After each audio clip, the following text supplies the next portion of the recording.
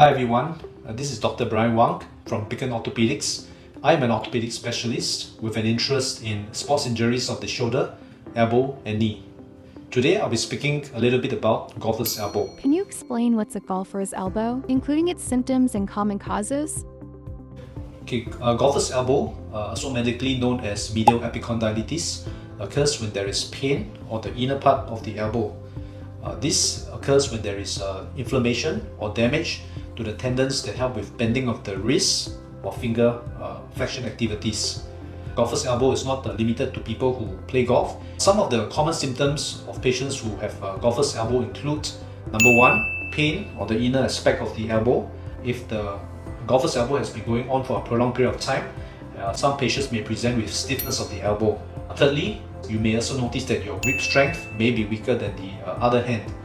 And finally, due to the close proximity of a nerve called the ulnar nerve near the tendon insertion, the common causes of golfer's elbow can occur whenever there is repetitive wrist and finger flexion activities. Most of the time, this can be divided in two big categories. One, those who do sports, maybe incorrect technique, incorrect equipment, or excessive training. The second category of patients who typically develop golfer's elbow are those that are related to occupation. For example, if you do a lot of typing, you do some manual work such as using the hammer or doing painting.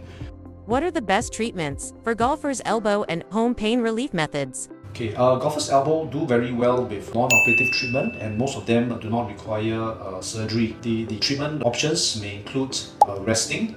I typically advise my patient to stop or remove themselves from the inciting activity for about 6 weeks to allow the tendon to heal. Icing is also very helpful to reduce the inflammation of the tendons. I typically advise my patients to do icing 3 to 4 times a day for about 15 minutes each time. Your doctor may also prescribe you with some anti-inflammatory medications to break the cycle of inflammation. Other modalities that might be helpful would be the use of an elbow brace. We very often prescribe what is called a counter-force brace. This helps to reduce the stress on the tendons. You might also benefit from a course of physiotherapy to help with stretching of the tendons to reduce the inflammatory process. In circumstances where all the above have been tried and your patient is still symptomatic, sometimes injections might be beneficial.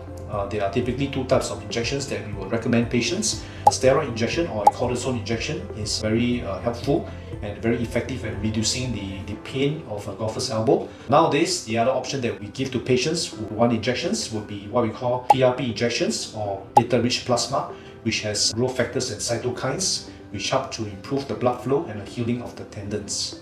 What preventive measures do you recommend for those at risk of golfer's elbow? I think the first thing that's very important is before any activity or sports, it is really important to do some warming up and stretching activities. This improves the flexibility. I think the other thing that's very important is you want to make sure that you have a proper form and proper technique when doing your sports. And I think sometimes it might be very helpful, especially when you're starting out, to get the appropriate training or advice from professionals. The other thing that is important also is to make sure that there's some strengthening before you do any of the activities. It also helps to reduce strain on the insertion of the tendons, which lead to golfer's elbow. And finally, I think the other thing that is very often neglected is the use of correct equipment. So sometimes when you're using equipment that might be too big or too heavy for you, this can result in an increased risk of developing pain of golfer's elbow. What are the most common elbow injuries you see and their typical causes? As an elbow specialist, I see a wide spectrum of elbow injuries. In the young age group, the elbow injuries typically are related to sports or overuse injuries, or sometimes I see patients with high energy trauma resulting in elbow dislocations or complex elbow fracture dislocations. In the slightly older age group, what is perhaps more common are injuries related to wear and tear or degeneration, like arthritis. How do you treat common elbow injuries and advise patients to ease discomfort? I think firstly it is important to try to find out what's the cause of the elbow injury, and we do this by taking a thorough history and a detailed clinical examination. Once that is done, we may then need the patient to do some further investigations. For many elbow injuries, the first line of treatment very often is rest and activity modification. I typically advise my patients to avoid the aggravating activity immediately. When the pain and inflammation is very severe, we may even prescribe the patient with an elbow splint or cast, or an elbow brace to allow the elbow soft tissues to rest and recover. Medications can also be given sometimes to help reduce the inflammation and help with the pain. Second thing would be the use of icing. I very often ask my patients to do icing to the affected area, and this is most effective in the first 48 to 72 hours after the initial injury. What role does physical therapy play in elbow recovery, and when should patients start?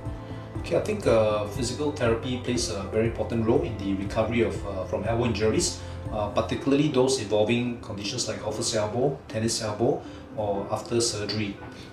When you see a physical therapist, they will very often come up with a personalized program for you, and this will help you with stretching and strengthening exercises. So I think the key components of physical therapy will include stretching exercises. It helps improve the flexibility as well as reduce the tension and the strain on the tendons. In the long run, what's going to be very helpful is strengthening as well of the forearm muscles. This can certainly help reduce the risk of further recurrence of your golfer's or tennis elbow.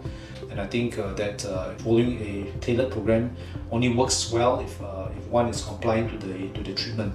What exercises or stretches strengthen the elbow and prevent injuries? I think to minimize the risk of recurrence of elbow injuries, there are a lot of things that one can do at home. So simple home exercises can include the use of light weights or resistant bands to strengthen the forearm muscles. The other things to take note of is to really listen to your body. I think whenever you do any sports or activities or any housework and you start feeling some pain in your elbow, I think it is a sign that there is some inflammation that is going on, and it's important to reduce the aggravating activity. And if the pain is persistent, then I think it's important to see a doctor early to try to get some appropriate treatment. Any lifestyle or ergonomic changes to prevent elbow pain? I think very simple things you can do at the workplace can include just having proper supportive armrests when using the computer, adjusting your work top height so that it's of the appropriate height, and maintaining good posture when you're doing work. When it comes to sports, sometimes getting the correct equipment such as maybe a lighter tennis racket. And the other thing that's important is also a gradual return to activity. So when you're recovering from golfer's or tennis elbow, I think it's really important to ease yourself back into training and do not ramp up your training too quickly until you reach a stage where you are relatively pain-free.